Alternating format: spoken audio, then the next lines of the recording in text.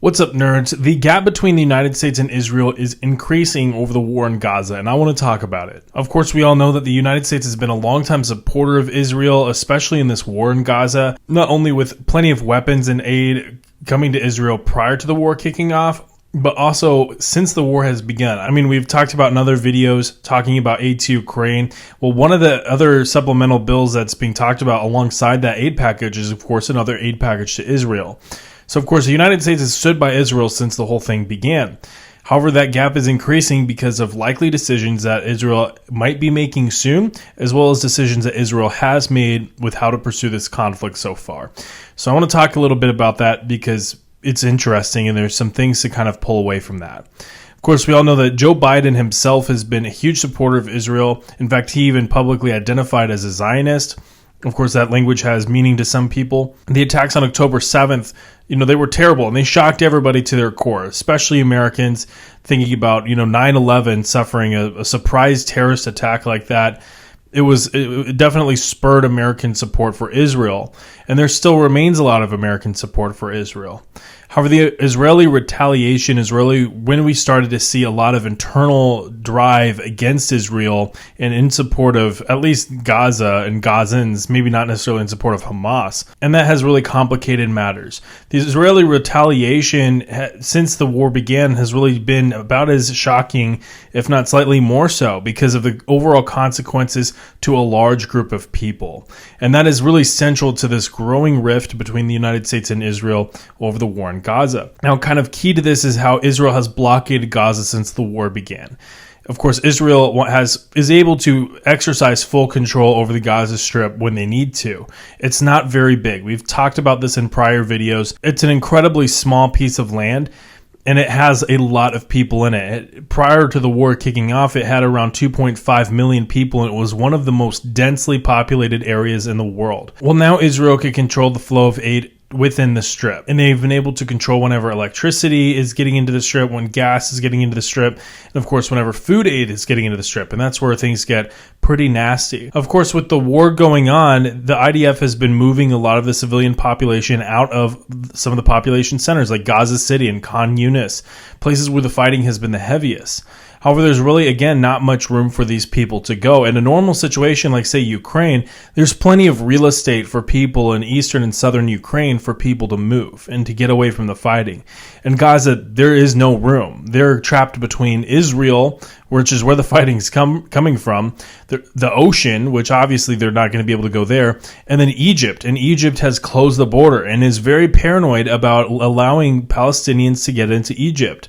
So there's really nowhere for them to go. As this situation has worsened, the civilian pocket has really become more and more constricted around the city of Rafah, and we're going to talk more about that here in just a second. We've actually already talked about this as well in past videos. But around 75% of Gazans have been displaced since this war began, which is roughly around 1.7 million people. That is so many people. And of that, around 1.5 million people are trapped around the city of Rafah, which is absolutely massive. Of course, we've talked in past videos about how Rafah is a very sensitive border town with Egypt. Egypt maintains control over the border crossing, and they have issued warnings to Israel over whether Israel will attack the city of Rafah. We're going to talk more about why that would happen here in a minute. And it is considered by the IDF to be the last stronghold of Hamas. So for the IDF to complete their objective of holistically destroying Hamas, they're going to have to go into Rafah. And we're going to talk more about that here in just a moment. But most of the strip's 36 hospitals have stopped working, according to Reuters. And 12 of those remaining 36 are working partially, with 6 partially working in the north and 6 partially working in the south. Because of this and because of the food aid being constricted, 1 in 6 children in North Gaza are malnourished. And that is actually where it's the best situation for children. In southern Gaza, it is much, much worse than that, but I did not find any statistics on that in southern Gaza. partially because there's just not a lot of collection going on right now. Really the IDF they're down there, there's fighting, but there's large pockets of southern Gaza that have not been taken over by the IDF. And so there's still a lot left to be done by them. And it's a terrible situation that the IDF had a responsibility prior to the conflict and has a responsibility since the conflict began to prevent and mitigate and avoid. And simply stated, they just have not done that. And whenever they've tried, they haven't done a very good job of it. And admittedly, this is an incredibly hard challenge. And this is something that I talked about. You might not have seen it. This video is not on this channel. It was on my past channel on Kim McMurtry Shorts. But whenever the war kicked off, I talked about the initial challenges that Israel is going to face and why Israel is in a lose-lose situation. And this is really a huge part of it. It's because it's going to be so hard for Israel to properly handle this conflict. And to do so, they're going to have to do so slowly. But that also gives Hamas more time to fight, to resupply, and to continue the fight long into the future. And that could be a real problem for the IDF. The IDF has opted for speed, but in doing so, it has missed a lot of the duties that it had to protect the civilian population. This has all led to the United States taking some steps on its own to try to remediate the crisis. And this is where some of the gap between the United States and Israel begins to grow. The U.S. has airdropped aid into Israel, which is really just a bucket. It's just a drop in the bucket compared to the size of the problem and compared to how much aid is being airdropped. However, that's also leading the United States to open up a port in Gaza. And we've talked about that in a past video as well. Key considerations that I talked about in that video was security. From what I've seen, it looks like Israel is going to be providing security, which is, in my mind, not the best situation because then Hamas might use that as a military target, and that could further complicate the flow of aid, as long as the Israelis are providing security. And it could be similar if the Americans are providing security. That's why I thought it had to be a third country that Hamas doesn't hate and that Palestinians wouldn't feel apprehensive about approaching, especially for aid. Now, of course, we've talked about the complications around moving into Rafah, the different political and military threats around moving into the city of Rafah. It appears that Benjamin Netanyahu has set his mind to entering the city of Rafah and finishing this whole thing. Of course, we've talked about Egyptian threats. That's another thing we've talked about in past videos, so we're not going to go back over that. But we have not yet talked about how Biden has since threatened to restrict U.S. aid and military support to Israel. And that's definitely interesting. That appears to not have deterred Benjamin Netanyahu, at least publicly, from wanting to go into the city of Rafah. But if he does so, this could have terrible humanitarian consequences for the IDF if they choose to do this. And if they choose to do so quickly and hastily, and they're not going about this in a way that they can remediate the humanitarian catastrophe that's going on around the city. Again, remember, 1.5 million people in that small pocket of land. They have the entire rest of the Gaza Strip to play with if they're not willing to, house some of the refugees in Israel, which are probably not. So they're going to have to find a way to evacuate the civilians, filter them for Hamas fighters that are kind of trying to infiltrate the IDF rear area and create more fighting in the other parts of the Strip, while also finding Hamas in the town of Rafah. All of this, of course, while they're de-escalating with Egypt and preventing the Egyptian military from feeling like they have to intervene. Needless to say, it's not so simple as, we're just going to go attack the city of Rafah. There is a very complicated challenge that is ahead of the IDF right now that could potentially make this humanitarian catastrophe much, much, much worse, and could also make the security dilemma for Israel much, much worse. And we're not only talking about the security dilemma for Israel down in the south around Gaza.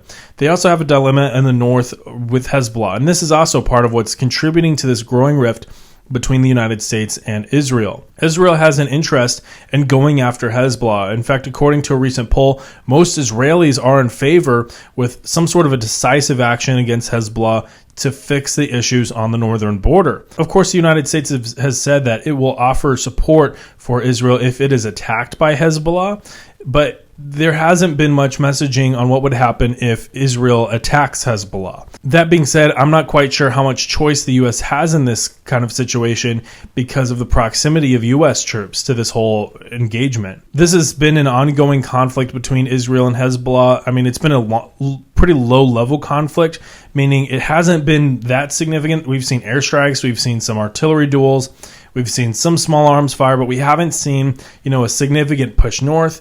We haven't seen significant pushes south. And so really, both sides appear to not want a war, but at the same time, we're seeing increasing rhetoric from Benjamin Netanyahu that he's wanting to end this dilemma once and for all. Hezbollah is a bit of a different cookie from Hamas.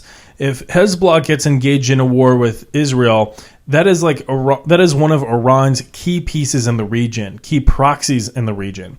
And so should Israel attack Hezbollah and especially get to a point where they are threatening the survival of Hezbollah, Iran might be drawn in, or at the very least, some of the other groups within Iran's axis of resistance could get drawn in. And that is where we get into a larger regional conflict that is not like what we've been seeing.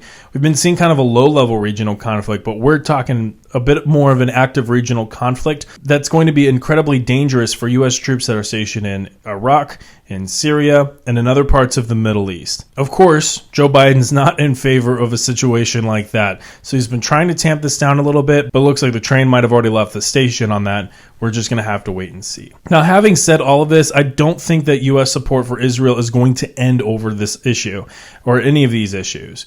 I think that the U.S. might increase some restrictions to their aid to Israel, if only due to domestic political pressure and not due to the personal convictions of, say, Joe Biden over Israel. But we need to kind of understand that Trump, at least publicly, is even more pro-Israel. So I've seen some discussions in some pro-Palestinian groups that they're going to protest Biden's support for Israel by not voting for him in the election or simply not voting at all. This could extremely backfire on them because it's already kind of looking to be a tight election. And so not voting for Biden could create just enough of a gap for Trump to win. And he's even more pro-Israel, at least publicly, than Joe Biden is. But in either case, these are situations we need to continue to monitor and see how the messaging is out of Tel Aviv and see how the messaging is coming out of Washington regarding these conflicts. The United States especially is not a fan of the way that things have played out. I think that much is clear. How much more they could play out in a way that the United States is not a fan of, we're just going to have to wait and see, because there's a lot of room for this to get significantly worse.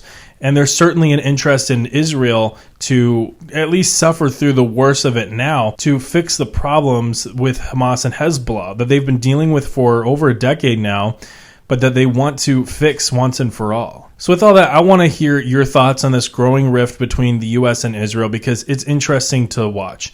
Be sure to subscribe to this channel if you like videos like this talking about the conflict in the Middle East, if you want more videos on what's going on in Ukraine. I also plan on talking about some other issues as well around the world as they pop up. But subscribe to this channel if that kind of security analysis is interesting to you, and like this video if you found it helpful, and definitely leave your comment down below on what you think, because I want to continue this conversation with you down there in the video comments. So with all that, I'll see you all next time. Later.